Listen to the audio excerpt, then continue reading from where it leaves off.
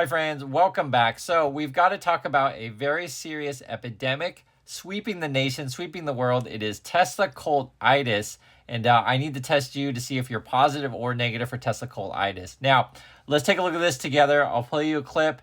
You got to test yourself, so let's watch. Hopefully my finger doesn't break like that, but let's find out. Okay, so the first part of the test is you take a stick, you put it in your Cybertruck, you close the trunk, the stick breaks. Next question, right?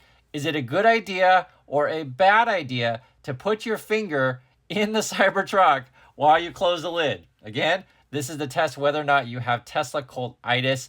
And let's take a look. This particular subject is taking the test, right? And initially, the first question is, should you put your finger in the Cybertruck as you close the lid or not? So please let me know your answer, and we're going to see how our test subject does here. All right, so let's give this another shot. We're closing the Cybertruck. I think he's putting his finger there. He's right talking here, about it. Oh, there it goes. There it goes. Ready?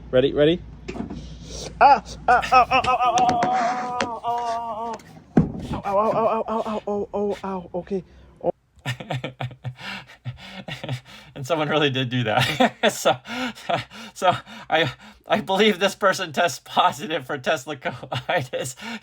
You literally just put a stick, the stick breaks in your Tesla Cybercolt, and then you think, oh my God, I think it's a good idea to put my finger in this thing because I want to prove that the Tesla Cybertruck is awesome, and I want to prove that Elon Musk is awesome. Moreover, you got to look at the aftermath of Tesla Cultitis. Let's take a look at a little bit more here. Oh my God. Ow. Okay, I can't even move my finger right now. I might have actually broken it. Look at how bad that puncture is.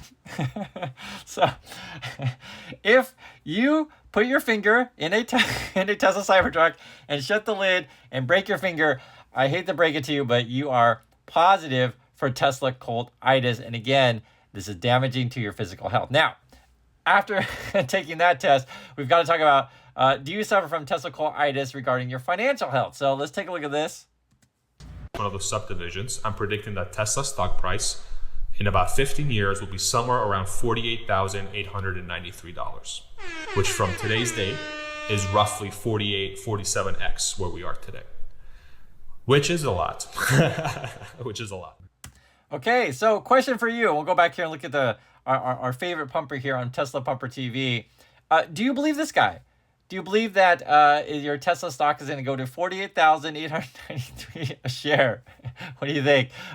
If your answer is yes, I hate to break it to you, but you suffer from Tesla Cultitis, and this can be very damaging to your financial health, and unfortunately, can be damaging to your views of reality. And guys, I know I make jokes about this stuff, but this is real. Some dude puts his finger in the Cybertruck and like hurts himself to prove that all the haters are wrong.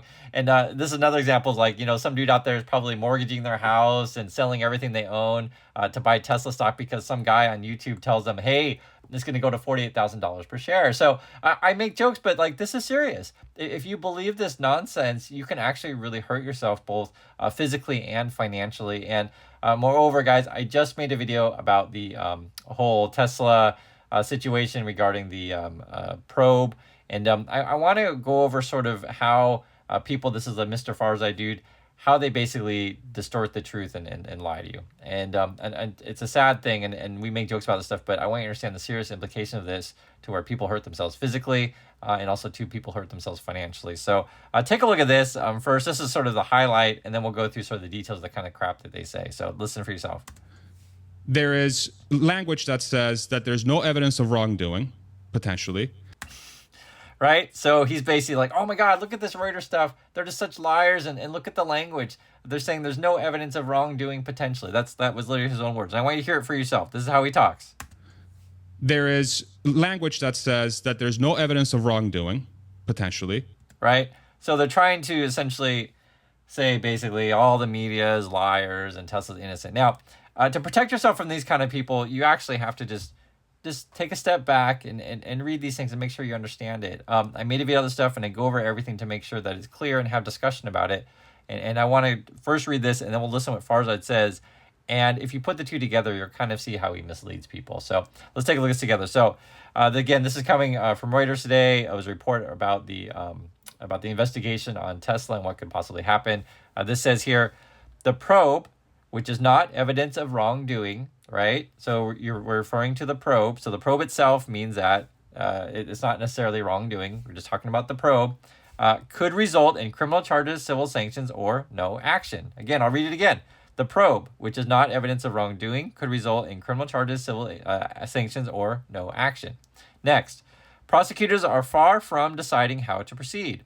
One of the sources said, in part because they're sifting through voluminous documents tested provided in response to subpoenas. And Farzad's going to twist all of this stuff, but I just want you to read it. Just read it and understand it. And if this language is too difficult for you, pause it, read it, pay attention. Also to look up words if you don't know what they mean. And I laugh a bit, but I also have to, remember that there's people out there that English may not necessarily be your first language, or you're not used to reading this kind of language, which is partially legal talk. You have to be very precise in this kind of language because it matters quite a bit, right? Change a word here and there. And so when they write this stuff, they're writing it very particularly. And when you do something like the Farza does, he basically picks it out of order to try to make it seem like it's worse than what they're saying. Let's read some more. Reuters could not determine the specific statements prosecutors are reviewing as potentially illegal. Musk has aggressively touted the prowess of Tesla's driver assistance technology for nearly a decade. Okay, so this is the actual whole couple section here. Now look how Farzad twists it, and I want you guys to just spot this stuff because this is what Tesla pumpers do. They basically lie to you by omission or just making stuff up. So take a listen for yourself how he talks about it. But then there's a lot of bit that says that the probe, which is not evidence of wrongdoing, prosecutors are far from deciding how to proceed. So there's a little bit in the article. So it's basically like he said, she said in the article, which I find strange. And then Reuters could not determine the specific statements prosecutors are reviewing as potentially illegal.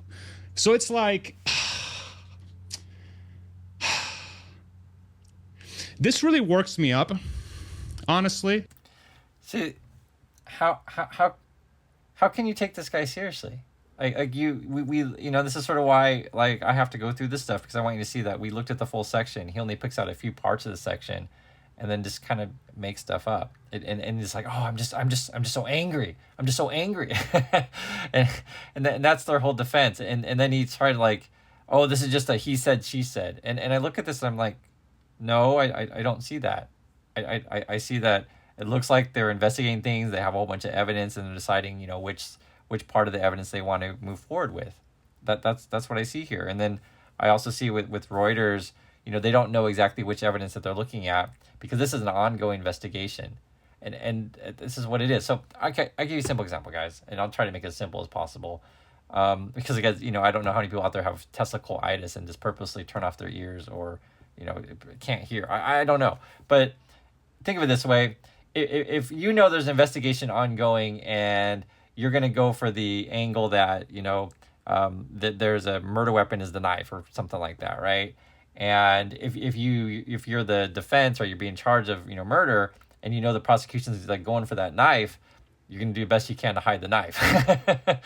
Right? Do you guys understand this? They'll tell you that the investigation is ongoing, but they'll oftentimes in these situations, they don't give you exactly the details. Reuters knows this stuff's happening, but there's reasons for that kind of stuff. Or, the Farza kind of people, they'll say, oh, well, it's just unnamed sources. It's all untrue. And guys, this is just basic journalism. This is basic, I won't say common sense because for some people it's not, but it's basic protections of whistleblowers, these kind of things. I give you an example. You work at Boeing, okay?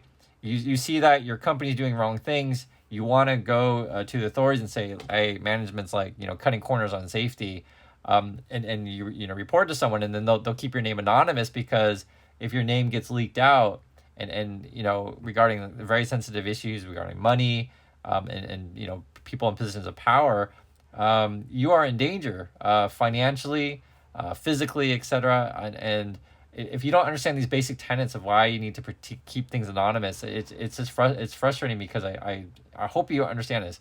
And I know I have to talk in this way because it's like when you read and you watch people like the Farzad go, or you watch the people who stick their hands at Cybertrucks, you have to kind of get the kind of audiences that are out there. It's crazy that people follow this stuff and people literally break their fingers over this kind of things. That's what coitis is. So let's watch a little bit more. Again, I'm just leaving the whole thing on screen so you can see it, and that's all I try to do is just educate you guys. I don't just make this random stuff up. It's so bizarre how these people function. Let's look at more at the Farzad guy. I just want you to see it and learn how to spot this stuff, guys. When people like Farzad are just like making crap up, just take a look. And news publications, their goal is to try to get as much attention as humanly possible on a piece. And so even a piece like this one with Reuters, where there's this probe or this thing going on with the company, it's purely based on rumors, on 3 people familiar with the matter telling Reuters. And in the same exact article, see right there. So he's like, oh guys, this is all rumors, just ignore it all, it's just clickbait, etc. And this is the reality. Is like, when these publications, they have 3 sources, like why would you get 3 sources? Like, it's more than one source. It's more than one person telling you these things, right? If it's just one person, it doesn't necessarily have as much credibility. But if you start to get more sources that are telling you all this kind of things, and what is the story saying? It's saying that, like, ultimately the story is saying, hey, there's a probe going on over at Tesla, and we have some more details what that is. Like that's true. I don't know what to say. Yes, there's a probe going on. And then, like, to purposely, like, mislead your viewers and say, oh guys, all this stuff is fake, Reuters is after Tesla, this kind of stuff. I mean, where? And this is sort of where he goes into, like, kind of twisting words of, like, oh, see guys, there's no evidence, right? Just listen to this more. I just get frustrated because I just feel like we're dealing with, you know, people with heavy coitis, and then again they stick their fingers in Cybertruck. So who knows? There is language that says that there's no evidence of wrongdoing, potentially, that prosecutors are far from deciding how to proceed, and that Reuters could not determine the specific statements prosecutors are reviewing as potentially illegal. So this is just basically 3 people telling Reuters, oh, something's happening, and then Reuters runs a story that says, oh yeah, Tesla in the name, SEC in the name, probe in the name, let's run the story, right? But this shouldn't be a surprise, I guess. And then he goes on, if you want to watch the Farzad thing, you can, but I'm just telling you, it's a waste of time. I do this stuff for you because it's frustrating, because this is what people want to see. They want to like, I guess, feed their coitis and keep living in this crazy la land. And if you read this stuff, and so the way Farzad presents this stuff, guys, there's no evidence, and that's just not what it says. It says the probe, which is not evidence of wrongdoing, meaning that the probe itself doesn't make anything illegal, like the probe itself. And if you can't understand this basic language, you know, it's frustrating. And then it says prosecutors are far from deciding how to proceed, meaning they got, you know, so much evidence here they got to look through. I've told you guys this stuff before in the prior video, and we're not certainly learning, you know, which line of attack are they going for. Are they going to go for criminal charges, civil sanctions, right? Nothing's going to happen. Also say here, the Reuters could not determine the specific statements prosecutors are reviewing as potentially illegal, right? Certainly they have a ton of stuff, and exactly which is it which essentially, you know, fraud weapon you want to use, or murder weapon, however you want to say it, like which exact line of argument are they going to go for, or legal case are they going to pursue? We know it's happening, and I just find it so completely disingenuous the way Farzad presents this kind of stuff. So, you know, guys, I guess we live in a world where people just choose their own reality. But unfortunately, like I was saying, if you get down the wrong path and you suffer from, you know, crazy cultitis, you end up doing what this guy did, right? And this is a real thing. People actually stick their fingers in Cybertrucks. Let's give this another shot. And they think it's a good idea because it shows devotion to their right here to their and cult. see But what it's happens. like, Ready? who are these people?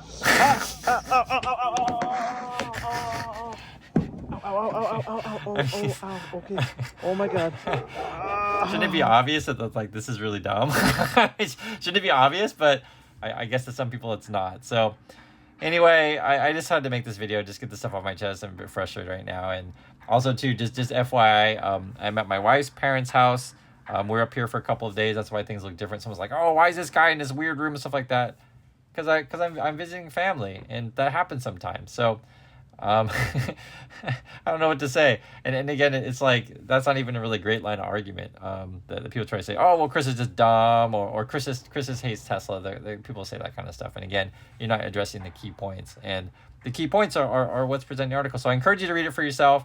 I encourage you to watch my last video. And sort of what I like to do is have discussion with you guys and go through everything as much as I can. So thanks again for watching, and I'll catch you next video.